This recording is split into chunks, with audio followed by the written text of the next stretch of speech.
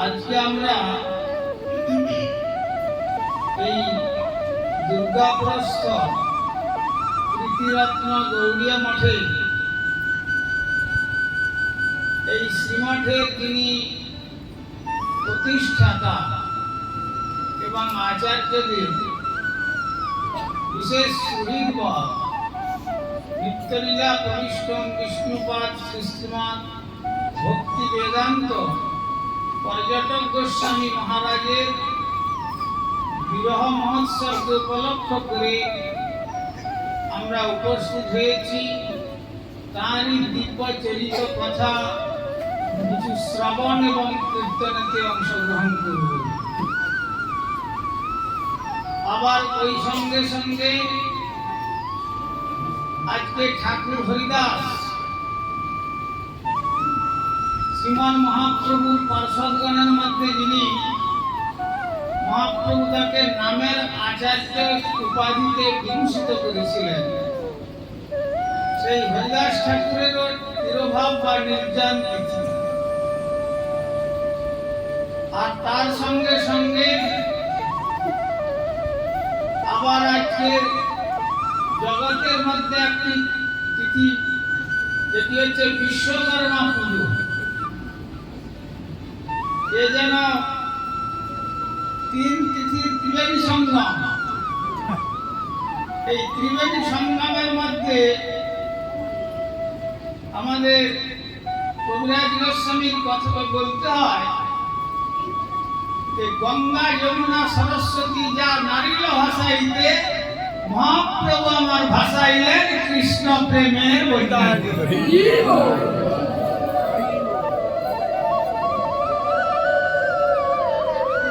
তেমনি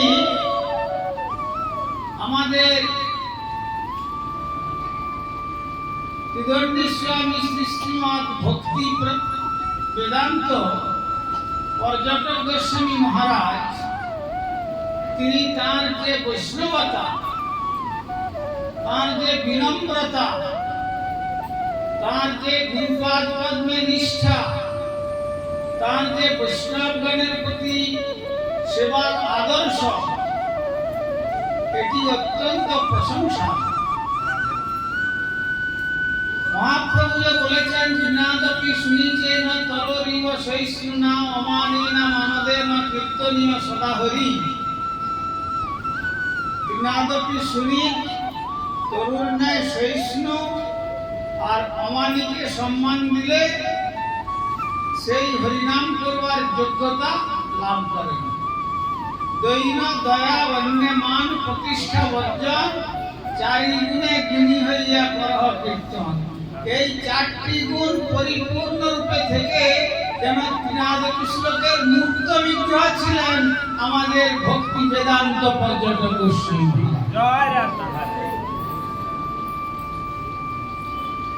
আর আমরা তাকে দেখেছি যেখানে তিনি তুলসীকে দেখতেন, সে যেখানেই হন না কেন সেইখানেই সাষ্টাঙ্গ দণ্ডবত প্রণাম করে লুটিয়ে পড়তেন, আর সেই তুলসী গাছের তলা ধুলি নিয়ে মস্তকে নিতে। আর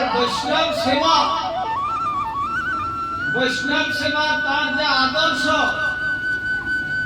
তিনি এই মন্দিরে যখন উৎসব করতে নিমন্ত্রণ করতেন, অন্তত ৩-৪ মাস আগে ফোনে জানিয়ে দিতেন। তারপরে দোলের সময়তে নিজে নিমন্ত্রণ পত্র প্রতিটি মঠে মঠে গিয়ে আমাদের দিয়ে আসতেন। আর তারপরেও উৎসবের আগের দিন ফোনে জানাতেন যে আপনি অবশ্য আসবেন। এইভাবে সব বৈষ্ণবদের নিমন্ত্রণ করতেন। আর তখন এই ওই পাশ থেকে আরম্ভ করে এই প্রান্ত পর্যন্ত 2-3 লাইন এই স্টেজের মধ্যে সন্ন্যাসীরা ভরে যেতেন। আর যখন বৈষ্ণব সেবা করতে দিতেন উপরে, নিজে কিন্তু আগে গ্রহণ করতেন না, নিজে হাতে বৈষ্ণবদেরকে পরিবেশন করতেন। আর তারপরে বৈষ্ণবদের পরিবেশন করার পর যখন বৈষ্ণবরা প্রসাদ পেয়ে উঠে যেতেন, তখন তাদের সকলের থালা থেকে, পাত্রের থেকে অল্প অল্প করে মহাপ্রসাদ নিয়ে তিনি পরমানন্দে শ্রী গৌর গোবিন্দের গুণমহিমা কীর্তন করে আনন্দ লাভ করতেন। সেখানে কে বড় কে ছোট তার কোনো বিচার করতেন না। তিনি আবির্ভূত হয়েছিলেন উচ্চ বর্ণে, তারপরে তিনি বৈষ্ণবতা গ্রহণ করেছিলেন। তো আমাদেরকে মানে তাকে বৈষ্ণব বলে আমরা বলি আবার না বলি, সেটা বড় কথা নয়। তার গুরুদেব যখন ইনি তার চরণাশ্রয় করেছিলেন, তখনই তিনি তার স্বধাম যাত্রার আগে তিনি জানিয়ে দিয়ে গিয়েছিলেন যে আমার পরে ভক্তি বেদান্ত বামন গোস্বামী মহারাজ আচার্যের কার্য করবে, আর বামন গোস্বামী মহারাজের পরে ভক্তি বেদান্ত পর্যটন গোস্বামী মহারাজ আচার্যের কার্য করবে। অতএব তিনি নিজেও আচার্য হননি, আর কাউকে প্রেরণা দিয়েও বলেননি যে ভোট দিয়ে তুমি আমাকে আচার্য করো। তার গুরুদেব নিজে তাকে আচার্য করে গেছেন। তো তিনি তার দৃষ্টিতে, তার গুরু দৃষ্টিতে তিনি তাকে আচার্য করে দিয়েছিলেন। আর আমি তো বলবো, যারা এই দুর্গাপুরবাসী এখানে এই সীমানাটিকে বড়া তৈরি করে দিয়ে তার মধ্যে যা তিনি প্রকট করে গেছেন, এই দুর্গাপুরের মধ্যে কোনো জায়গা নয়, এটি হচ্ছে শ্রীধাম গোলক বৃন্দাবন।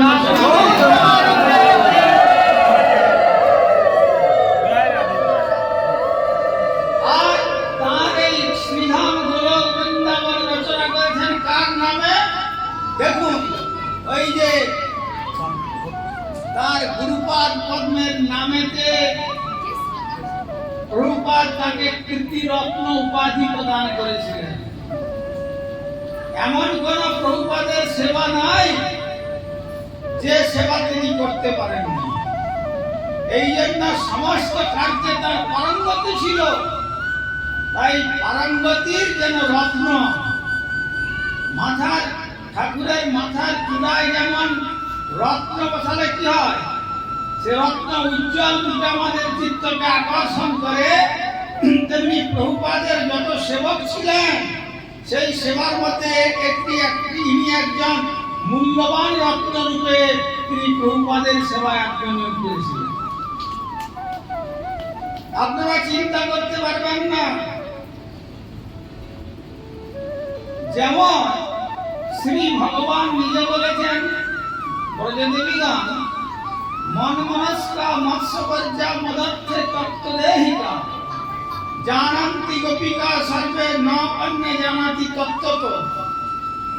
যারা আমাগত মন, আমাকে মনে ছাড়া আর কিছু মনের মধ্যে স্থান দেয় না, যারা আমার পুজো ছাড়া আর অন্যের পুজো করে না, মদর্থে তত্ত্বদেহিকা, আমার জন্য দেহটাকেও পরিত্যাগ করতে বিন্দুমাত্র কুণ্ঠাবোধ করে না, জানান্তি গোপিকা সর্বে, সেই ব্রজদেবীগণই প্রকৃতপক্ষে আমাকে তত্ত্ব তো জানে, অপরে জানতে পারে না। তেমনি এই শিল ভক্তি প্রজ্ঞান কেশব গোস্বামী ঠাকুর তার গুরুপাদ পদ্মের জন্য তার নিজের দেহটাকে পর্যন্ত তুচ্ছীকৃত করে উৎসর্গ করে দিয়েছিলেন, যে যদি আমার মৃত্যু হয় বরং ভালো, কিন্তু প্রভুপাদ যদি জগৎ থাকেন, লক্ষ লক্ষ নরনারী একদিন গৌর গোবিন্দের পার্বত্য রূপী গোলক বৃন্দাবনে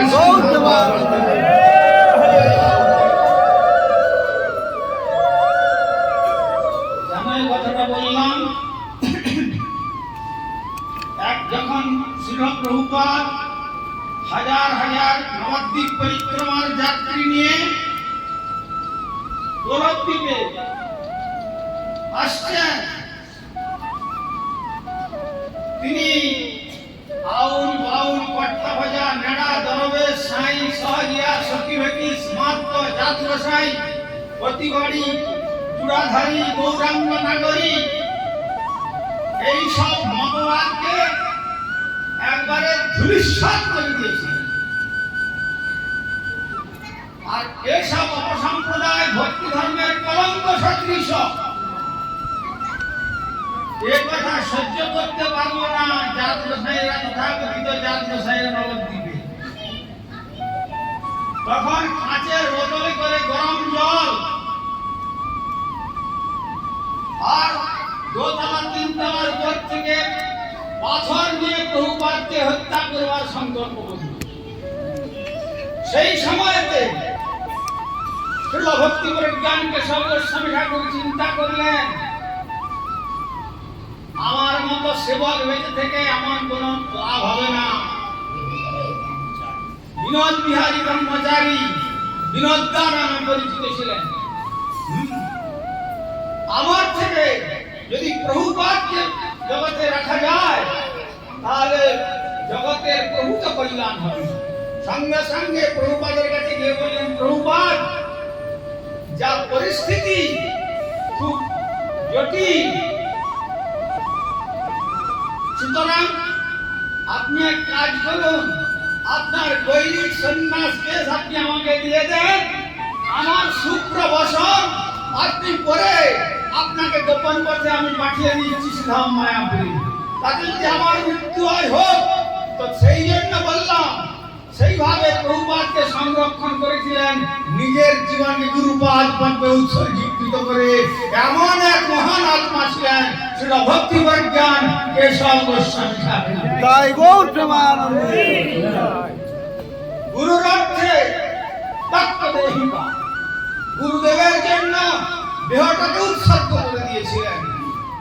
আর সেই রকম একজন গুরুপ্রেষ্ঠ প্রাণ, তিনি তার অন্তর থেকে তিনি গুরু তৈরি করে দিয়েছিলেন আমাদের শ্রীল ভক্তি বেদান্ত পর্যটক গোস্বামী মহারাজকে। সুতরাং আজকের এই শুভ দিনে তিনি দেখছেন,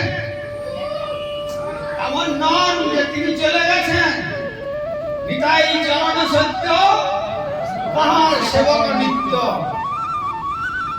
প্রকটকালে আদেশ নির্দেশ উপদেশ শিষ্যদের প্রদান করেছেন, আর অপ্রকটের পর সমাধিস্থ হন। সমাধি শব্দের অর্থ কি? যারা ব্যাকরণ পড়েছেন জানেন, সম্পূর্বক আপূর্বক ধা ধাতু টিপ শব্দ প্রত্যয় করে সমাধি শব্দ নিষ্পন্ন হয়েছে, অর্থাৎ সম্যক নিরীক্ষণ। এবার তিনি সমাধিস্থ হয়ে তিনি তার করুণার দৃষ্টির দ্বারা আমাদের নিরীক্ষণ করছেন। আমি যে উপদেশ নির্দেশ দিয়ে এসেছি, আমার সমাধির পর আমার শিষ্যরা প্রতিপালন করছে তো। এইটাই হলো বৈষ্ণবের সমাধি লীলা। অতএব বৈষ্ণবের জন্ম মৃত্যু নাই, সঙ্গে আইসেন প্রভু, আবার সঙ্গে যায়েন কোথায়। তো তিনি যেমন কুর্ম ডাঙায় গিয়ে ডিম পাড়ে, আর দিনের বেলা গভীর জলে চলে যায়। বৃহৎ বৃহৎ মৎস্য রাত্রিতে ওই অল্প জলে এসে তটের কাছে ডিম পেড়ে গভীর জলে চলে যায় দিনের বেলা, কিন্তু তাকিয়ে থাকে এক দৃষ্টিতে ওই ডিমের দিকে। আর জানবেন, ওই যদি ওই মৎস্য স্ত্রী মৎস্যটা বেঁচে থাকে তাহলে ওই ডিমগুলো ফুটবে, বাচ্চা হবে। তেমনি ওই কুর্মটা যদি বেঁচে থাকে তাহলে ওই কুর্মের ডিমগুলো ফুটে বাচ্চা বেরোবে। আর যদি কেউ ধরে তাকে মেরে ফেলে তাহলে কিন্তু আর বাচ্চা হবে না। তেমনি ভক্তি বেদান্ত পর্যটক গোস্বামী মহারাজ সমাধিস্থ থেকে অপলক নেত্রে এক দৃষ্টিতে আমাদের কৃপা বর্ষণ করছেন, যাতে আমাদের ভক্তি সম্পদ লাভ করে অনবিলম্বে গৌর গোবিন্দের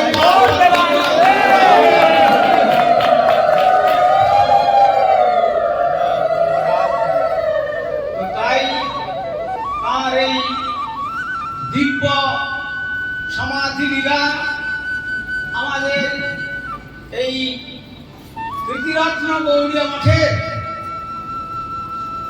ভক্তি বেদান্ত তীর্থ মহারাজ তিনি অতি কষ্ট করে এই তার সমস্ত জীবনের সাধনার যে সম্পদ এই দুর্গাপুর কীর্তিরত্ন গৌড়ীয় মঠ সেই স্থানে তাকে সমাধিস্থ করবার ব্যবস্থা করেছেন। কেননা যে মুহূর্তে যেভাবে করোনার প্রভাব ছিল সেই সময় কোন মিনিস্টারও যদি মারা যেত করোনাতে, গভর্নমেন্ট তার দেহকে কখনো তাদের গৃহে ফিরতে দিত না। কিন্তু আজ ভক্তি বেদান্ত তীর্থ মহারাজ এবং তার সতীর্থরা মিলে দেখুন অসাধ্য সাধন করে শিব মহারাজকে এখানে সমাধিস্থ করেছেন। কেন?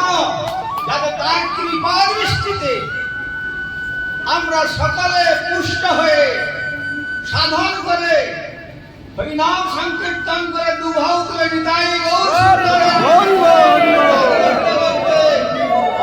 তার আদেশ নির্দেশ প্রতিপালন করবার বল লাভ করতে পারি, সেই জন্য তিনি এইখানে নিয়ে এসেছিলেন। আর তার মনোবাঞ্ছা তাই ছিল, তার মনের বাসনাও তাই ছিল। তাই আমি বলবো যারা তার চরণাশ্রয় গ্রহণ করেছেন তারা সৌভাগ্যবান এবং সৌভাগ্যবতী, সে বিষয়ে কোনো সন্দেহ নাই। তার নির্দেশ মতো আপনারা হরিনাম করুন। আমি কথা দিতে পারি গ্যারান্টি সহকারে যে নিশ্চয়ই আপনারা গৌর গোবিন্দের পাদপদ্ম গোলক বৃন্দাবন একদিন নয়